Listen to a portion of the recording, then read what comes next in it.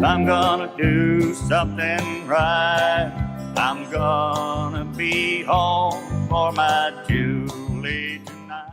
Sometimes fame, of one sort or another, arrives in unexpected and unwelcome ways.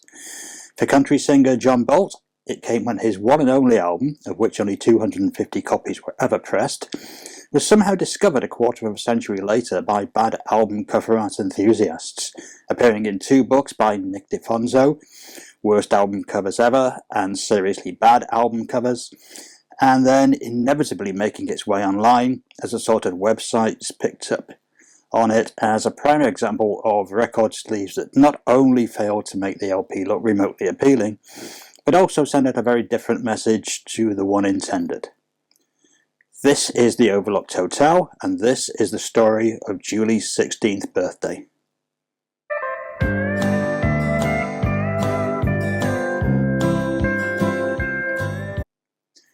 Look at that cover.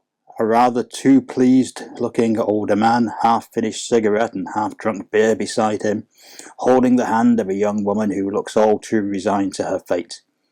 Bolt, for that is he, seems to have been anticipating Julie's 16th birthday with the same level of eagerness that British tabloids used to count down the days before their glamour models could legally be shown topless. Of course, as with all albums with notoriously bad cover art, there is a story behind this bizarre and creepy image. It's a sad tale of a career unfulfilled, naivety and exploitation of the performer, not Julie. John Bolt was a would-be country singer, one of many thousands who visited Nashville and perhaps had a chance to break through to the big time but never quite made it. He'd never had the breaks. Returning to his hometown of Lake Charles, Bolt decided to make a record independently in the hope of it acting as a calling card. He enlisted producer and songwriter Teddy Broussard to help out. Broussard was hardly a success for himself, but knew more about the music business than Bolt, and more importantly could also write him a few songs. Bolt, having been stung in the past, decided that he didn't want to risk being tied down to a contract, but this ultimately allowed Broussard to take control of all aspects of production and packaging. This was not a good idea. Broussard was clearly not a man with either an eye for an aesthetic appeal or an awareness of how combinations of imagery and title might be interpreted by, well, anyone. Julie's 16th birthday is not, as it turns out, a hymn to chasing jailbait or modern slavery, but rather, spoiler alert, a maudlin death ballad in which a drunken father kills his own daughter in a car crash on her 16th birthday. It's dark stuff in the country music tradition of fixating on death and regret, though it has a certain ambiguity in the narrative that is unusual in a genre where subtlety is not commonplace. Have a listen and you might see the album in a slightly different light. It's not particularly good, but it's not the seedy tale that you might have been expecting.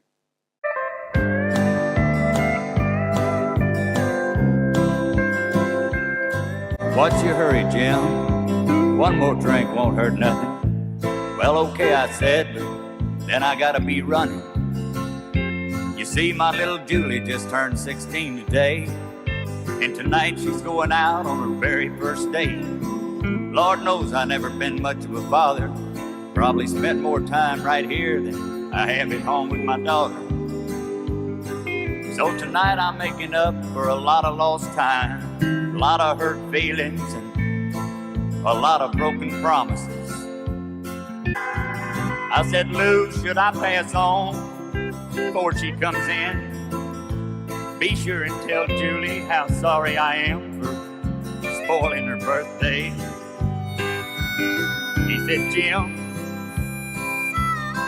save your breath, 'cause when you meet her in heaven, you can tell her yourself. The song was written by Broussard, who decided to name the album after it, even though there were potentially much better song titles, Travelling on a One-Way Street perhaps, that he could have chosen from.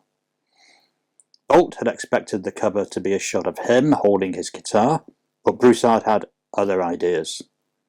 Having met 16-year-old Kim Whitehead in a restaurant where she was having a meal with her parents, Broussard thought she had just the look of a doomed teen, which I seriously hope he didn't use as his selling point to her and her family, and convinced her to be the cover model, bringing to life the title song. 1981 was perhaps a more innocent time when strangers could still approach teenage girls in restaurants and ask them if they wanted to be models. The image was supposed to show a serious conversation between father and daughter, but unfortunately Vic Monceau's photography didn't quite capture that vibe. The location was supposed to look like a living room, but of course it actually appears to be a rundown bar, adding to the seedy feel of things. The photo that Bolt expected to see on the front cover was instead relegated to the back, alongside a phony biography that implied that Broussard had discovered Bolt performing in shopping malls. In fact, Bolt was already an established live musician for years before he'd released the LP. After recording the album, Bolt continued with his career, selling the LP at shows until all copies had gone, and then it vanished into ancient history. Broussard, who seems the sort of character that musicians' nightmares are made of, repressed the album in 1985 without telling Bolt and didn't pay him, adding insult to injury. As these things tend to do, copies eventually ended up in thrift stores, where fans of the kitsch and the bizarre eagerly snapped them up, leading, decades after its release, to a weird sort of fame for Bolt. It was hardly the fame he wanted, though. Who would appreciate being mocked for the terrible, wildly misguided album cover with the actual music completely ignored? Who would be thrilled to have people picturing him as a dirty old man because of the cover art? To see his album now selling for $100 plus solely on camp value hurt him, especially as he never approved of the artwork to begin with. "It chaps me real bad," he told Lisa Wheeler in 2013. "The whole thing still makes me mad even after all these years." In 2007, Bolt self-recorded a new CD, but ultimately decided against releasing it. Perhaps the thought of people buying his work just to mock it was too much to bear. My efforts to track him down have been sadly unsuccessful. There are several John Bolts out there, but none appear to be the country singer. Kim Whitehead still lives in Lake Charles, but perhaps unsurprisingly does not seem particularly interested in discussing her one moment of infamy. Thanks for watching. If you enjoy stories like this, make sure that you like, subscribe, share, leave a comment. This has been The Overlooked Hotel. Thanks for your visit, and we'll see you again soon.